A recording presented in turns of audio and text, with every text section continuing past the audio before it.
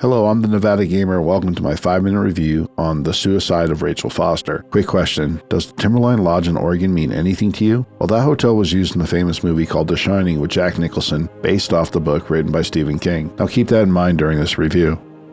This 2020 game isn't full of jump scares. In fact, it uses a great narrative and suspense to trick your mind into making things more scarier than they are. I was taken back from the title thinking, wow, is this going to be an edgy game? Is this something that I could actually get through? I find no pleasure in thinking people with mental troubles where suicide is the only ticket for treatment. You're hit with this warning in the beginning of the game about suicide, sexual abuse, and grooming. What was this about? Could I actually use this content for YouTube? That was my thought. In my playthrough, I actually gave a disclosure about this, not knowing the journey that I was about to take. The developers at 101 Games did a fantastic job telling us the story of Leonard's bad decisions with getting involved with a girl named Rachel, and we hear the pain that has caused the words and the characters throughout the game. We take a roller coaster ride of emotions, and we find ourselves being scared to go through the next hallway to find nothing. Nothing's there, but is there something there? It's hard to tell. You play the game as Nicole Wilson, aka Nikki. You inherit the family hotel called the Timberline after the passing of your parents. Well, after the late passing of your father, Leonard. You and your mother, Claire, actually left the hotel 10 years prior when it found out that Leonard was having a relationship with an underage girl. You have mixed emotions of your late father, and for the hotel where the grooming took place, you are faced with the responsibility of inspecting and selling the hotel as the dying wish of your mother. What you're hoping for is just a quick turnaround trip. Just go up there, look through things, and sell the hotel.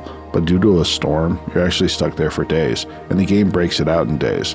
The story takes place in 1993 in Montana at the Timberline Hotel. And what was interesting, as I said in the beginning, keep that in mind, is that the Timberline is actually in Oregon. This happens in Montana, but yet she's from Oregon. It's kind of interesting how they add those two things together to create this story. You actually discover some tools to help you through your investigation process. Don't seem to really be that helpful, just over a few minutes. The ghost hunting microphone seemed to be my favorite, and I used that throughout my playthrough. But there is one tool that you definitely need to complete this game, and it's a tool that you find in the very beginning when you get to your room, and it's a cell phone. And what's interesting about it is in 1993, cell phones just started getting popular, and one of the most popular cell phones was a Nokia back in the day, the big brick phone, and that's the phone that you find. She actually is puzzled by it. She's not really sure what it is because, again, it's new to everybody. And they played that very, very well in the story. On the other end of that phone, there's a FEMA agent named Irving Crawford. And Irving Crawford actually helps you get through the hotel process, helps you discover things, helps you with some puzzles, and helps you find how to get through certain areas. This game was terrifying at times. And not just because there was jump scares, because there wasn't really any jump scares in this game. What made this game terrifying is the isolation. I know for me personally, I've gone to a hotel on a business trip and thinking, man, these kids, and they're just screaming, they're crying, they're running down the hall. I wish I was in this place all alone. But man, when you're faced in that type of reality situation as this game puts you in, you realize that's furthest from the truth. The isolation just creeps up on you, and it's bizarre the way it makes you feel. Maybe this game would have been different if I played it pre-pandemic,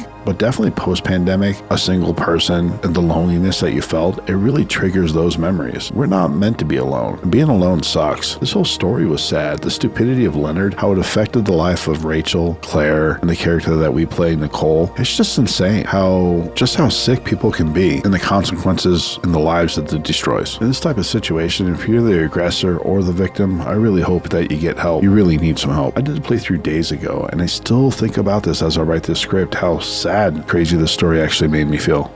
This game is built on the Unity 4 engine, and you can definitely see that. There's really high-end graphics. The attention to the detail is amazing in this game. And I really like these type of story-type based psychological, maybe even horror games, because they really do put a lot of detail into the environment. But I'll tell you, the sound engineers were definitely on their A game with producing and mixing this game. There wasn't any point that I didn't feel that I was truly isolated in this hotel. By the snow outside, just pounding the outside of this hotel, the wind blowing through every little crack and crevice you can get through, broken glass, the creaks of the floor as you're going through it, the echoes and the reverb. It's just amazing. They did a great job on the sound in this game. In fact, listen to this. Tell me what you think.